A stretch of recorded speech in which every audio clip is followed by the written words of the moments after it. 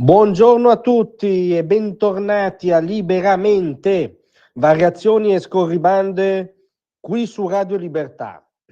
Allora, stamattina vorrei proporvi un esperimento di psicologia del giornalismo, che poi è psicologia della propaganda, spesso e sicuramente in questo caso, per chiamare le cose col loro nome.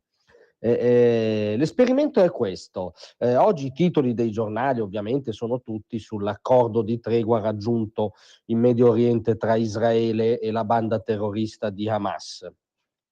L'esperimento nostro verificherà la parolina mancante o ampiamente sottoutilizzata e volutamente fraintesa nelle titolazioni di oggi. La parolina mancante è Trump ed è un'assenza o un sottoutilizzo significativo perché è la parolina che rappresenta l'elemento nuovo che ha mosso il quadro e ha permesso di arrivare a questo accordo, ma ci arriveremo.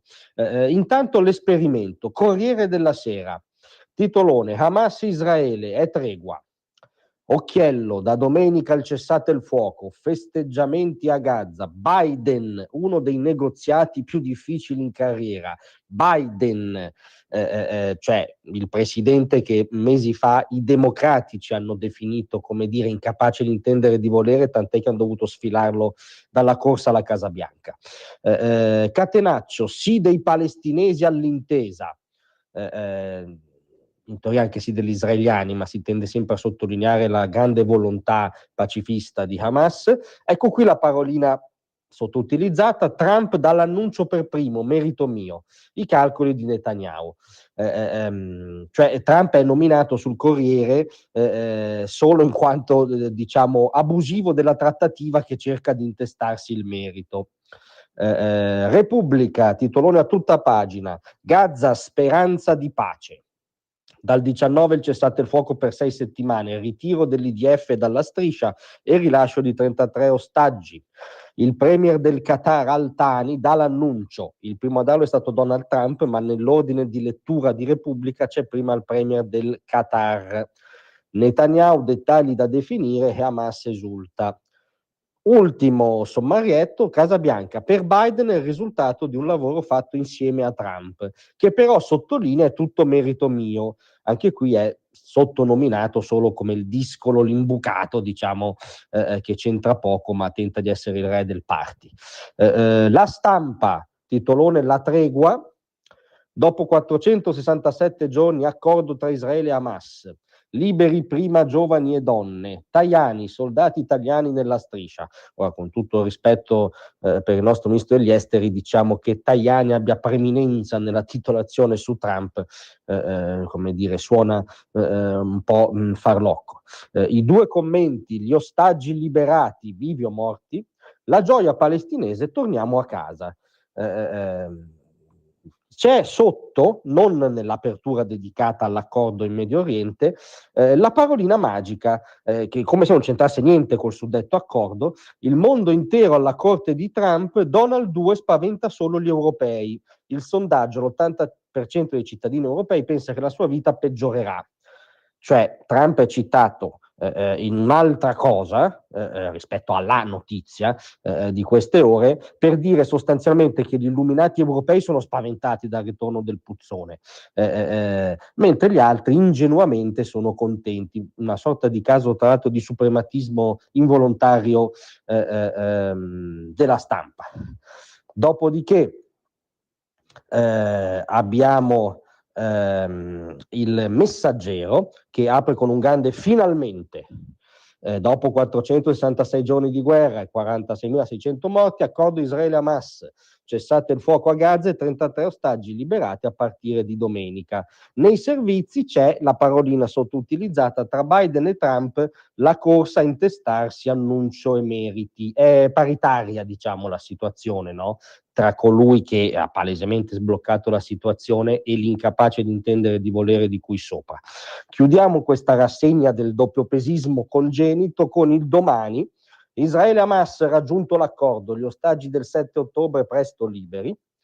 L'editoriale La strana scelta di Netanyahu, una pace fragile arrivata tardi. Cioè Netanyahu comunque ha delle colpe anche oggi, ma Trump non è degno né del titolo di apertura né dell'editoriale. Compare sopra nell'occhiello: Trump merito mio, Biden mesi di trattative, appunto come se fosse una gara equivalente ad intestarsi l'accaduto.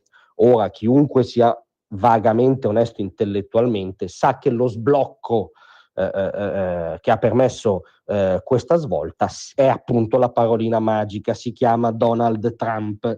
Hamas per mesi e mesi ha scientemente sabotato qualunque ipotesi di accordo, anche presentata dagli emiri del Qatar o dall'Egitto, cioè non stati esattamente insensibili alle pseudo ragioni di Hamas,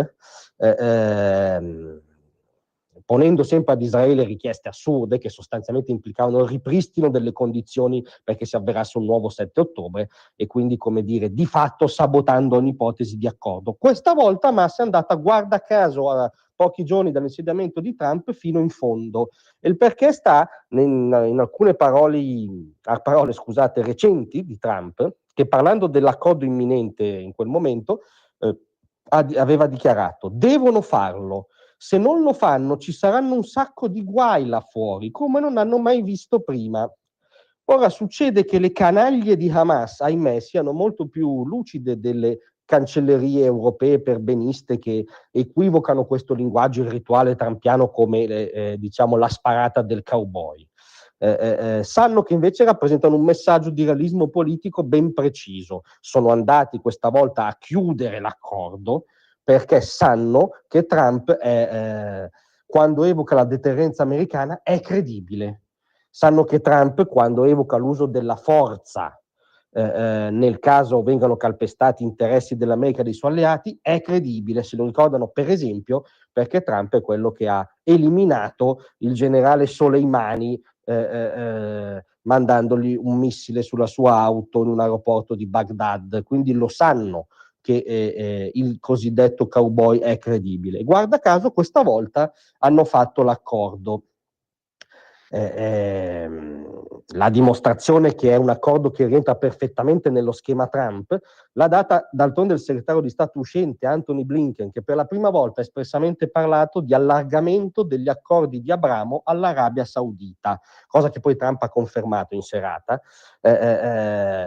a testimonianza che questo accordo rientra nel ritorno della geopolitica trumpiana sul Medio Oriente. Accordi di Abramo, scongelamento definitivo dell'asse tra Israele e i paesi sunniti del Golfo, marginalizzazione della teocrazia totalitaria iraniana e dell'asse del terrore maneggiata da essa. Hamas sa tutto questo, sapeva di essere debolissima, ampiamente destrutturata da Israele e è andata a fare l'accordo per ragioni di forza, per ragioni trampiane, non per altro. Tant'è che, ed è una cosa che oggi i giornaloni omettono, Trump ieri ha ricordato: continueremo a lavorare a stretto contatto con Israele e i nostri alleati, allusione assolutamente non casuale appunto ai paesi sunniti, per garantire che Gaza non diventi mai più un rifugio sicuro per i terroristi. Questa parte, guarda caso, la omettono, ma è decisiva nello schema Trump. La parola che oggi doveva prendersi, non un occhiello per sbaglio, l'ultimo sommarietto, una citazione strumentale, i titoloni dei giornali, fossero essi onesti, è Donald Trump. Grazie a tutti, vi aspetto stasera alle 18.